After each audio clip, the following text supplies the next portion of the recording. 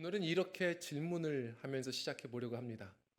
혹시 우리 성도님들 기독교 신앙하면 딱 떠오르는 단어가 있으십니까? 기독교 신앙하면 떠오르는 단어.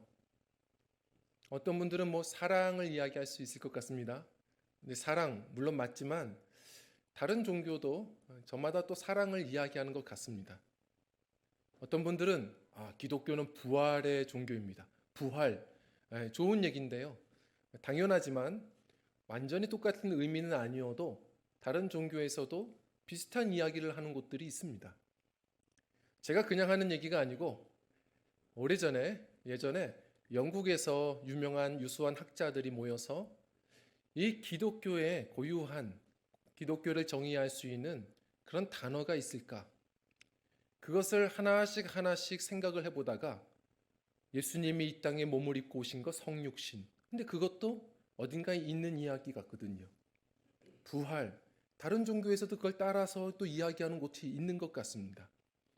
하나하나 지워 내려가다가 고민을 하고 있었는데 그때 그 유명한 C.S. 루이스가 그 변증학자가 갑자기 방을 잘못 찾아가지고 그 방에 들어갔다고 하죠. 무슨 논의를 하는지를 먼저 뒤늦게 물어보고 질문을 듣자마자 이렇게 얘기를 했죠.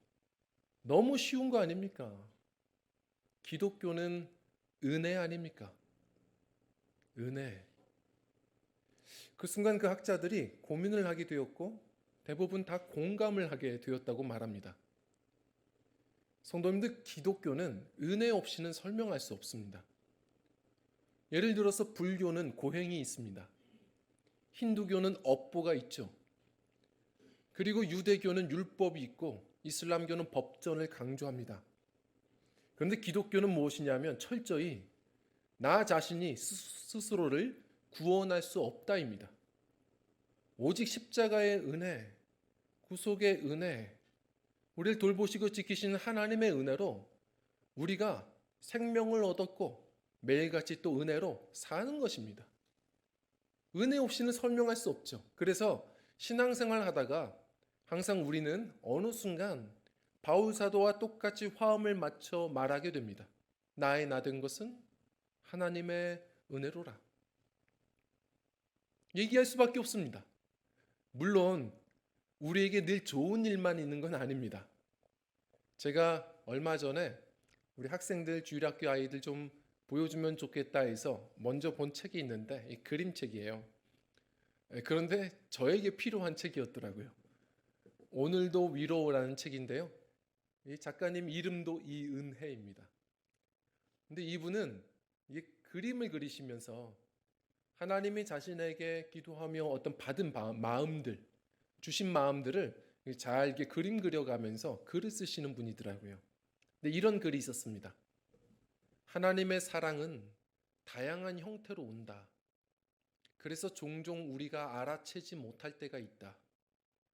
그러나 우리가 하나님께 받은 것 중에 사랑이 아닌 것은 단 하나도 없다. 저는 공감했습니다. 그렇지 않나요? 근데 보시다시피 우리가 매일같이 똑같은 하루는 아닙니다. 어떤 날은 둥글한 하루가 올 때가 있어요. 근데 어떤 하루는 세모같이 뾰족하고 예민하고 힘들게 하는 그런 하루도 있습니다. 어떤 하루는 저렇게 하트같이 케이크같이 정말 내가 빛나는 것 같은 좋은 하루도 있어요. 그러나 어떤 하루는 정말 특별하지 않은 무의미해 보이는 지루한 네모 같은 하루도 있습니다. 그런데 이런저런 하루들이 있지만 그러나 결국 우리가 깨닫다 보면 이 모든 것이 다 핑크색, 하나님이 선물로 주신 사랑이구나. 어느 순간 깨닫는 것입니다.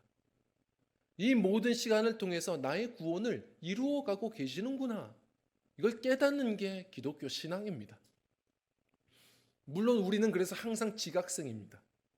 그 순간은 원망할 때도 있고 오해할 때도 있는데요. 항상 드라마 같이 3년 후, 10년 후 이렇게 지나가 보면 오늘 이 괴로웠던 하루도 핑크색 하나님의 사랑이었구나. 그때가 아니었으면 내가 어떻게 될 뻔했나. 이 은혜를 결국은 뒤늦게라도 우린 고백하게 되는 것이죠. 그래서 신앙이 좋다는 것은 미리 앞서 가보는 겁니다. 오늘 정말 이해가 되지 않는데 한번 3년 뒤로, 3년 앞으로, 10년 앞으로 가보는 겁니다. 물론 우리가 그날에 무슨 일이 있을지는 다 몰라도 그래서 미리 얘기해 보는 거죠. 아, 그래. 오늘도 나의 구원을 위해 하나님이 주신 선물 같은 하루야. 이 순간도 하나님이 귀히 쓰시는 꼭 필요한 퍼즐 조각이야. 아, 이 순간도 하나님의 사랑이야. 깨닫고 고백하며 사는 것. 그것이 견고한 신앙의 생활 같습니다. 은혜입니다. 은혜를 항상 붙드는 것. 그런데 제가요, 가만히 보니까 사람이 좀 힘들면 지각할지라도 또 기도하고 결국은 은혜를 말합니다. 그런데 우리 신앙인들에게 가장 큰 복병이 있습니다.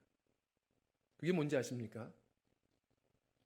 오히려 무언가를 성취했을 때, 무언가 크게 승리했을 때 성도는 그 순간 주님을 잊어버리고 교만하다가 넘어지는 순간들이 참 많습니다. 그건 회개하지 않으면 돌아오지도 못합니다. 이 교만이 우리에게는 훨씬 더 큰 문제입니다. 그래서 앤드류 모레이가 얘기했던 것처럼 기독교 신앙은 결국 목표가 있는데 그것은 어떤 큰 응답을 얻고 축복을 얻는 게 아니라 주님을 닮는 겸손이라고 얘기한 겁니다. 겸손해야 합니다. 히스기야 이야기를 우리가 계속 보고 있는데요. 히스기야 왕은 평생을 은혜로 살았습니다.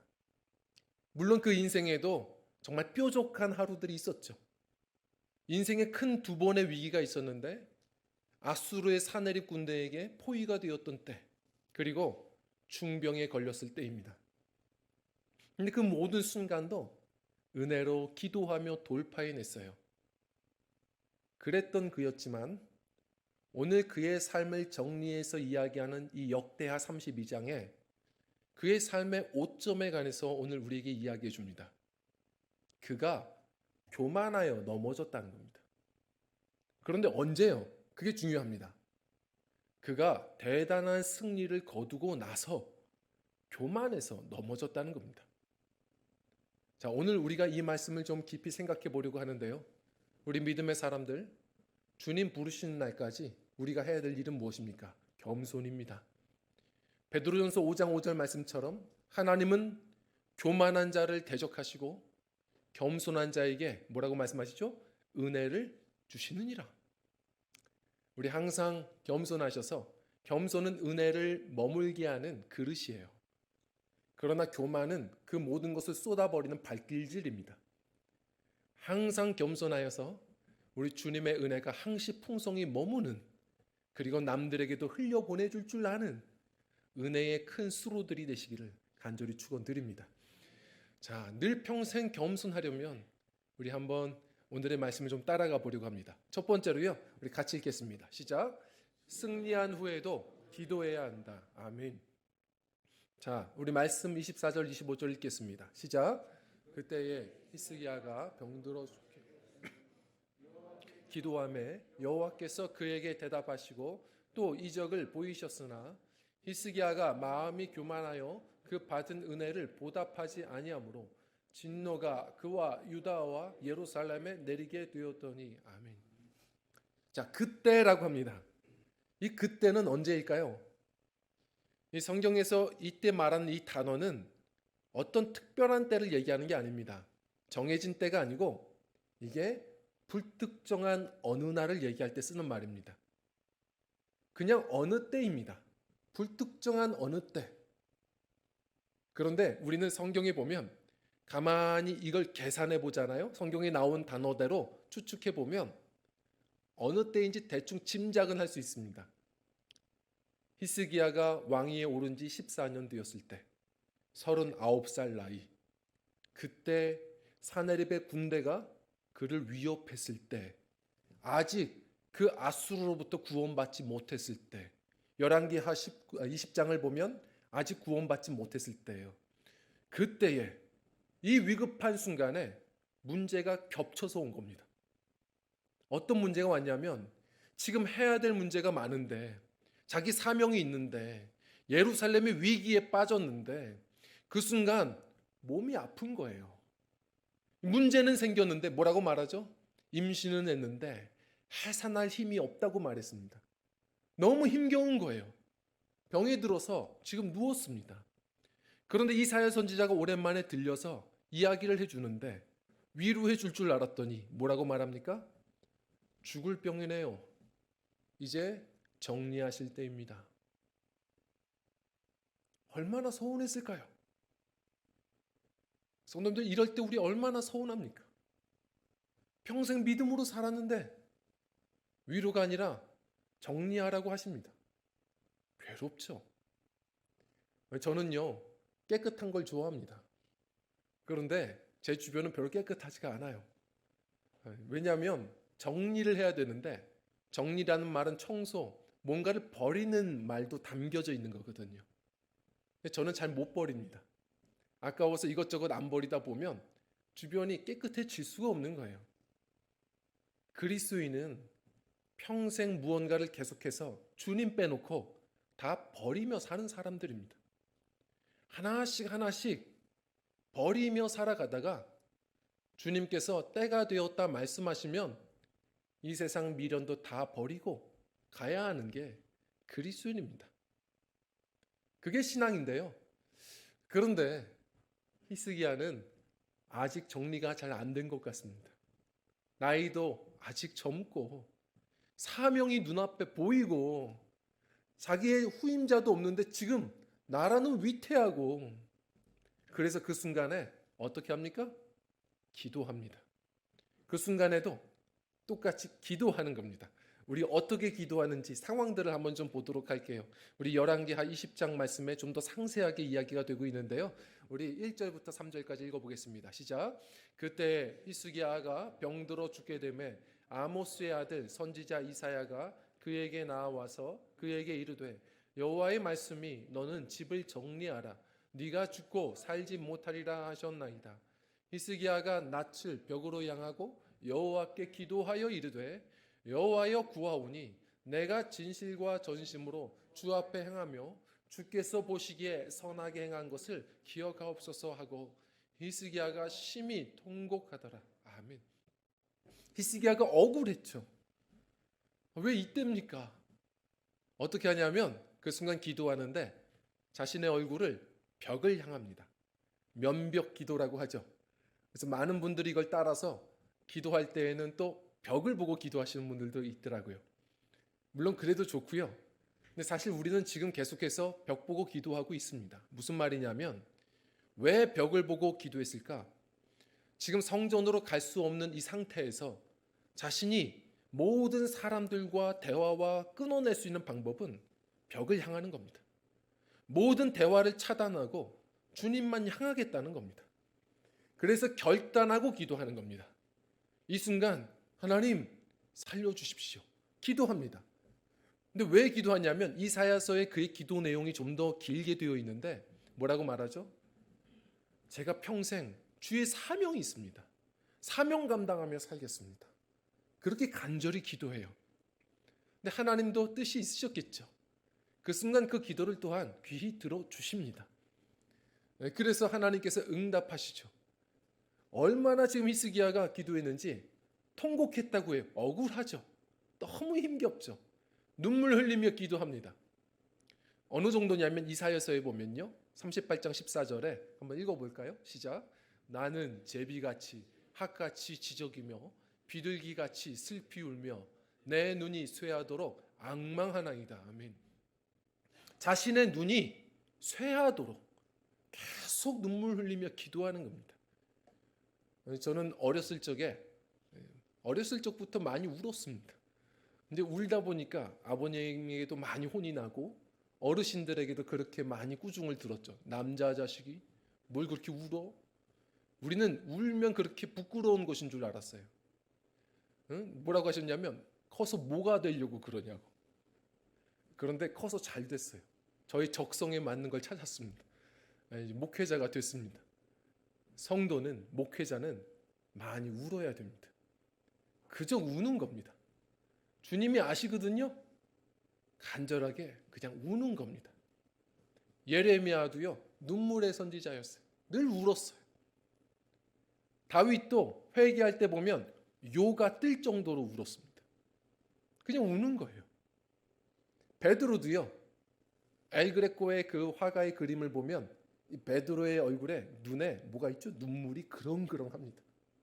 그가 성격은 때로는 괴팍했어도요, 그 눈물 때문에 사는 거예요.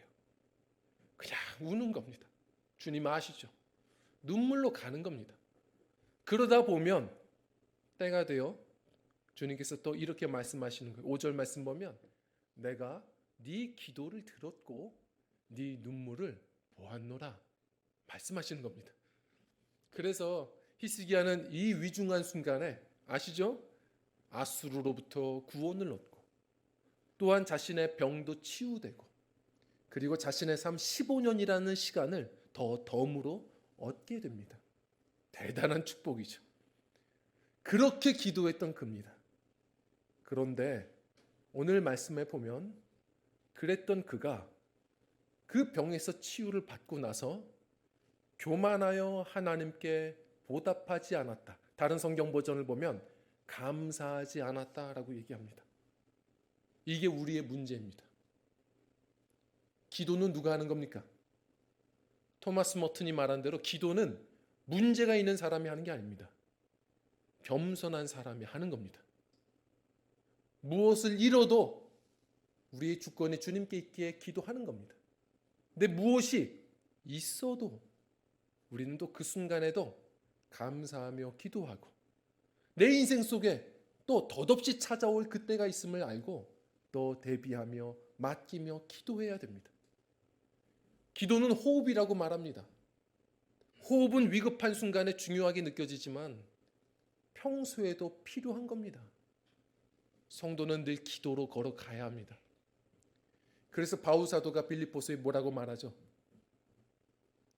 아무것도 염려하지 말고 어떤 일에요? 작은 일에? 큰 일에? 중요한 일에? 아니요. 모든 일에 기도와 간구로 모든 일에 기도하셔야 합니다.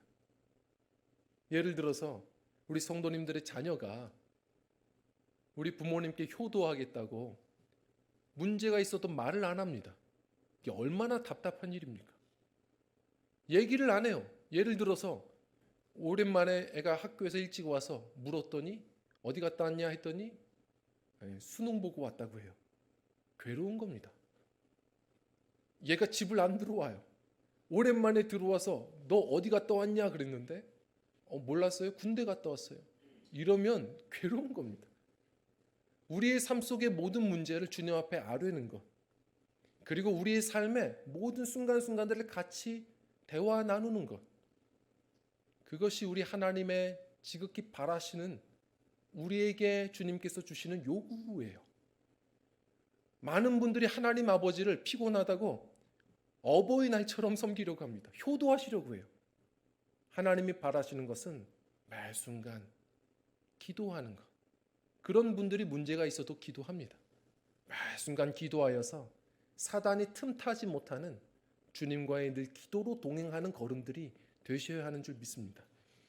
제가 지난주에는 우리 이청년부 청년들과 같이 MT를 좀 다녀왔습니다. 근데 예상보다 좀 먼 거리여서 운전이 좀 걱정이 되었는데 또 주일날 예배 마치고 가니까 쉽지 않은데 다행히 우리 젊은 집사님들이 좀 도와주셔서 편하게 안전하게 다녀왔습니다. 그런데 특히나 우리 김태영 집사님이 이렇게 운전을 딱 하실 때에는 이분은요 신학교 가셔야 돼요. 영성이 대단합니다. 왜냐하면 이분이 뭔가 커브를 틀 때나 끼어들기 할 때마다 차 안에 있는 모든 사람들이 다 기도합니다. 모두가 눈을 감게 하는 능력이 있어요. 그렇게 차 간격도 예상과 달라요. 정말 좁고 차 속도도 줄이지 않고 처음에는 계속해서 안 하려고 해도 그러지 말라고 천천히 가셔도 된다 얘기를 해도 속도를 줄이지 않고 웃으면서 시간 안에 도착해야 됩니다. 목사님 그냥 눈 감고 주무세요. 편하게 도착합니다. 그래서 얘기했어요. 잠이 와야 자죠. 잠이 와야 자죠. 잠이 안 옵니다. 그런데도 계속 아랑곳하지 않고 그렇게 가세요. 방법이 없으니까 창피해서 비명을 계속 지를 수는 없고 위험할 때마다 눈을 감아요. 위험할 때마다 눈을 감는데 근데 그러면서 느꼈어요. 계속 한번 감아봤거든요. 잠은 안 와요. 근데 계속 감아보니까 느꼈습니다. 이게 안 보이니까 알겠더라고요. 이게 보이니까 두려웠던 거지 안 보이니까 이게 운전 습관이 그러신 거고 나름의 그 운전의 스타일이 있는 거더라고요. 나름 파도같이 또 가요. 저보다 브레이크도 안 밟고 편안하게 가더라고요. 좋은 상상하며 눈을 감고 갔어요. 성도님들 저보다 운전 실력이 베테랑이신 겁니다. 어느 순간 입 닫고 눈 닫고 가자 결정했습니다. 예전에 그 자동차 경주 왕이죠. F1의 전설 같은 선수 미하엘 슈마허가 그런 일이 있었지 않습니까? 독일 남부 여행하다가 이제 비행기 시간이 얼마 남지 않으니까 택시 잡아가서 얘기를 했죠. 죄송하지만 제가 그 미하엘 슈마허입니다. 아시더라고요. 그 기사가 이렇게 곧바로 얘기하죠. 제가 좀 급한데 핸들을 제가 좀 잡아도 됩니까? 그랬더니 알겠다고 비켜줬는데 그 기사가 나중에 인터뷰를 했어요. 세상에 그런 운전은 처음 봤다는 겁니다. 코너를 도는데도 속도가 전혀 줄지를 않는데요. 그런데도 위험하지 않고 어떻게든 그 정해진 시간에 도착하는 기적이 일어나더랍니다. 근데 중요한 것은 그렇게 빠르게 운전을 해서 도착을 하더니 팁도 2배로 주더라는 겁니다. 성도님들, 우리의 인생은 항상 초행길입니다. 신앙생활은 무엇이냐면 말로만 주님이 아니고 주님께 내 인생의 핸들을 맡기는 겁니다. 근데 우리 신앙의 큰 문제가 뭐냐면 우리 주님을 매 순간 핸들 맡겨야 되는데 항상 사고 날 때 맡깁니다. 문제 있을 때 맡겨요. 우리 주님을 무슨 레카 기사나 대리운전 기사처럼 여깁니다. 문제 생기면 그 순간에만 핸들 맡기려고 합니다. 우리 믿음의 사람들은 사단이 틈타지 않은 기도의 용사들이 되려면 우리가 승리한 후에 더 교만해질까 두렵고 그래서 더 영적인 고도를 높여서 기도해야 됩니다. 성도님들 오해하지 마십시오. 바울 사도가 뭐라고 했냐면 고린도전서 10장 12절에 너희가 선줄로 생각하거든 넘어질까 조심하라. 자, 이 말씀을 오해하시면 안 됩니다. 서면 넘어진다는 얘기가 아닙니다. 그리스도인들도 때로는 축복도 얻고 많은 성취도 얻습니다. 세워질 때가 있죠. 그런데 그 세워졌다고 해서 넘어지는 게 아니에요. 언제 넘어지냐면 섰다고 생각할 때가 넘어지는 겁니다. 내가 다 됐구나. 내가 뭔가 이루었구나. 그럼 그때서부터 기도를 안 합니다. 우리 매 순간 오히려 무언가를 성취한 후에 더 이 교만에 넘어지지 않도록 기도하고 매 순간 또 우리의 삶 속에 그 두려운 그때도 찾아올 것을 믿고 매 순간 주님 앞에 또 아뢰며 기도줄을 놓치지 않아서 우리 주님의 은총 안에서 항상 승리하고 갈수록 영성이 더 깊어져가는 우리 믿음들이 되셨으면 좋겠습니다. 그리고 두 번째는요. 우리 함께 읽겠습니다. 시작. 오직 십자가만 자랑해야 한다. 아멘. 우리 말씀 31절 말씀을 읽어보겠습니다. 시작. 그러나 바벨론 방백들이 히스기야에게 사신을 보내어 그 땅에서 나타난 이적을 물을 때에 하나님이 히스기야를 떠나시고 그의 심중에 있는 것을 다 알고자 하사 시험하셨더라. 아멘. 자, 바벨론 방백들이 히스기야를 한번 찾아옵니다. 왜 찾아왔을까요? 이 적의 적은 친구입니다. 사실 바벨론 왕이 오랫동안 이 대제국 아수르의 왕에게 항상 시달림을 당했어요. 그래서 도망도 가보고 힘겨웠습니다. 이 바벨론은 신흥강국이에요. 그래서 이 아수르가 미운데 요 조그만 나라가 이 유다 땅, 이 예루살렘을 지키는 이 히스기야가 아수르에게 꺾이질 않는 겁니다. 아수르에게 망신이 되는 거예요. 그러니까 좋아서 이 히스기야에게 고맙다고 사절단을 보내서 선물 공세를 합니다. 자, 그런데 이렇게 사신이 올 때에는 주의해야 합니다. 외교에 영원한 친구가 있습니까? 그들이 오는 것은 결국은 히스기야를 선물 주고 위로하면서 동시에 언젠가는 적이 될 이 이스라엘의 이 유다 땅에 지금 국방력을 염탐하고자 하는 겁니다. 그렇게 찾아왔는데 하나님은 분명히 경고하셨거든요. 다윗 왕도 이 문제 때문에 한번 넘어져요. 근데 똑같이 찾아온 이 외교 사절단들에게 국고와 내탄고를 다 보여주면서 자신의 나라가 얼마나 자기 치세 기간에 부강해졌는지 자랑하기 시작했습니다. 하나님이 이걸 보고 노하셨습니다. 교만해진 겁니다. 무언가 많은 것을 얻었죠. 그러나 그것이 자기 힘으로 얻은 겁니까? 이때 우리가 넘어지는 겁니다. 하나님을 잊어요. 우린 평생 주님을 자랑해야 되는데 자꾸 넘어집니다. 하나님께서 그래서 그에게 노하시기 시작하시죠. 성도님들, 우리도 조심해야 됩니다. 자랑하는 분들이 있습니다. 쉽게 교만에 빠집니다. 자랑하는 게 뭐 문제입니까? 자랑하지 않고 어떻게 또 삽니까? 성도님들, 자랑하는 것은 문제가 있습니다. 우리가 교만하여 자랑하다 보면, 내 자랑을 자꾸 하다 보면, 예를 들어서 여성분들이, 중년의 여성들이 모였을 때 가장 스트레스 받는 얘기가 이제 손주 얘기라고 하더라고요. 왜냐하면 내 손주가 너무 행복하고 기쁘죠. 그러나 듣다가 어떤 분들은 손주가 없는 분들도 있습니다. 우리 그리스도인들은 나를 자랑하다 보면 다른 사람들이 또한 문제가 생기고 아프고 꺾이는 순간들도 있다라는 생각을 해보셔야 합니다. 나를 사랑하는 건 문제가 아닌데 나만 사랑해서 문제입니다. 이 교만이라는 것은 그래서 관계에도 질병입니다. 뿐만 아니라 이것은 영혼에도 질병이에요. 이것이 내 힘입니까? 내 노력으로 된 겁니까? 성도님들, 오래전서부터 중세서부터 우리 교회 성도들이 꼭 반드시 거절해야 될 7가지의 큰 죄악이라고 해서 가르쳤던 것이 있었습니다. 순서를 보면 교만, 질투, 분노, 탐심, 탐식. 잠깐만요. 탐식도 있습니다. 우린 모두가 큰 죄인이죠. 탐식도 있어요. 게으름, 정욕, 7가지 죄악입니다.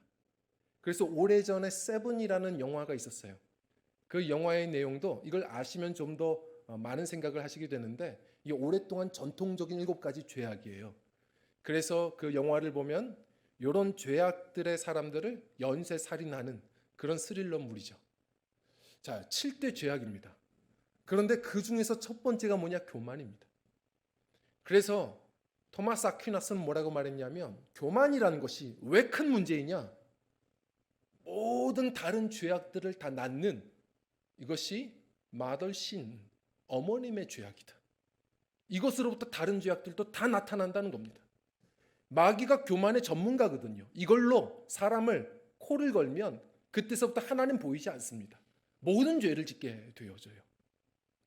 성도님들, 이것이 그래서 무서운 질병입니다. 대추 한알이라는 장석주의 시가 있습니다. 적의 저절로 붉어질 리가 없다. 저 안에 태풍 몇 개, 천둥 몇 개, 벼락 몇 개. 우리는 공감합니다. 어찌 그게 스스로가 열린 적이 있습니까? 그 안에는 수많은 원인이 감사의 이유가 있는 것이죠. 저도 처음 박사학위를 받을 때 그때는 제가 뭐가 된 줄 알았습니다. 며칠은 너무 신나더라고요. 그토록 바랬던 걸 얻고 나서 세상 가진 것 같더라고요. 그런데 그러다가 얼마 뒤에 새벽 예배를 인도하다가 그렇게 하나님이 회개를 시키시더라고요. 지나온 날들을 떠올려 보는데 내가 이렇게 무언가를 성취한 것도 결국 돌아보면 부모님이 계속해서 또한 도와주셔서 남들도 다 하고 싶은 공부인데 그래도 할 수 있었던 거구나. 그리고 온 교우 식구들이 그렇게 기도해 준 거구나. 그리고 가족들이 제가 그렇게 예민했더라고요. 오랫동안 인내해 준 거구나. 참 많은 은혜가 있었구나. 무엇보다 모든 것이 다 하나님의 은혜였구나. 깨닫는 겁니다. 성도님들, 늘 깨닫고 주님을 자랑하며 다시 서야 합니다. 히스기야는 교만하여 넘어졌지만 뉘우치고 다시 회개하여서 남은 인생 그래도 하나님이 그를 형통케 하셨고 그가 세상을 떠날 때에 오히려 그를 가장 높이 세워주셨다 이야기합니다. 성도님들 끝까지 우리는 겸손해야 되는 줄 믿습니다. 이사야서 43장 21절 말씀처럼 우리를 지으신 목적은 하나님의 영광을 자랑하라고 부르신 줄 믿습니다. 제가 예전에 그 양병희 목사님 그 영안교회에 그 글이 한 책에 실려서 보다가 많은 감동을 얻었어요. 그 교회 이야기 중에 이 목사님이 자랑하는 한 성도님 이야기가 있습니다. 이 여성도님은 평생 성가대 봉사를 열심히 하셨다고 이야기해요. 늘 찬양하고 찬양하는 거 좋아하시고 그렇게 사역을 하셨는데 그랬던 그녀에게 한순간에 그때가 다가왔죠. 몸에 문제가 온 것 같아서 병원에 가봤더니 진단을 해보니까 혀에 암세포가 두루 퍼져 있는 겁니다. 그 무서운 설암이죠. 그래서 의사가 그거 잘라내야 됩니다. 빨리 자르지 않으면 안 됩니다. 잘라내고도 계속해서 검진하셔야 합니다. 잘라내야 돼요. 수술해야 됩니다. 우울하죠. 근데 그 순간 수술하는 그날에 목사님과 가족들이 모여서 이제 응원하고 그 대기실에 같이 있는데 이분이 웃으시면서 얘기하더래요. 제가 아직 혀가 있을 때 마지막으로 성가대원으로서 찬양해보고 싶습니다. 한번 안 해본 독창 한번 해보고 싶습니다. 찬송가 314장을 혼자 그렇게 부르셨다고 하죠. 2절 찬양인데요. 이전에 세상 나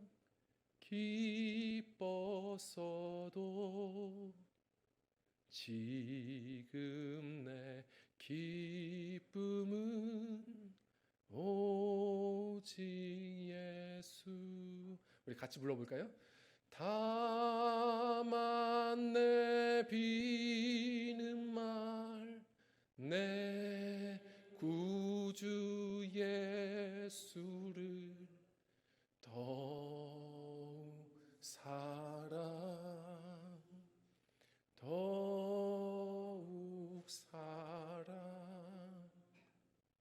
이분이 마지막으로 주님 사랑을 고백하고 그리고 잠시만요 하더니 혼자 기도하며 하나님 저희 죄인을 구원해 주셔서 감사합니다.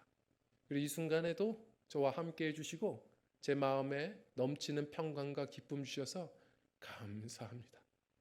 사랑과 감사로 매듭을 짓고 이제 수술을 합시다 이야기하는데 그 순간에 다 그렇게 위로하고 있는 순간에 의사가 빼꼼히 계속 보더니 뭔가 좀 이상하다 얘기하시더래요. 한 번 좀 더 검진을 해보면 안 되겠냐. 오히려 의사가 이야기하더랍니다. 그래서 이게 검진을 다시 해보는데 이 목사님도 이런 경험이 처음이었던 거죠. 뭐라고 얘기하냐면 그 두루 퍼져 있던 암세포가 혀 앞에만 지금 보이더라는 겁니다. 그래서 이게 오진이었던 건지 이게 분명한 하나님의 기적처럼 느껴지더라는 겁니다. 너무 감사해서 물론 불편하겠지만 앞에만 한번 수고해 봅시다. 앞에만 잘라내게 되었고 남은 평생이 불편은 했어도 결국은 주님이 주시는 선물로 여기고 더 찬양하고 그 혀로 더 힘있게 평소에 안 하던 매주 복음 전도까지도 하시면서 그 교회에 모범된 중직으로 그렇게 사명을 지금 감당하고 계신답니다. 성도님들 우리에게 주신 입술의 이유가 있습니다. 주님을 자랑하라고 우리에게 부르신 줄 믿습니다. 자랑해야 합니다. 근데 바울 사도가 뭐라고 했냐면 자랑할 때 십자가를 자랑해라. 주 안에서 자랑하라. 주님을 자랑하고 주님이 하신 일을 자랑하는 삶. 성도님들 그런 인생을 주께서 사무엘 선지자를 통해서 하신 말씀처럼 주님을 그렇게 영광 돌리며 존중하는 자들을 주님께서 평생 존중해 주시는 줄 믿습니다.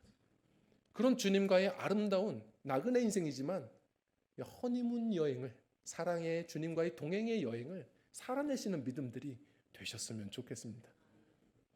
비가 많이 옵니다.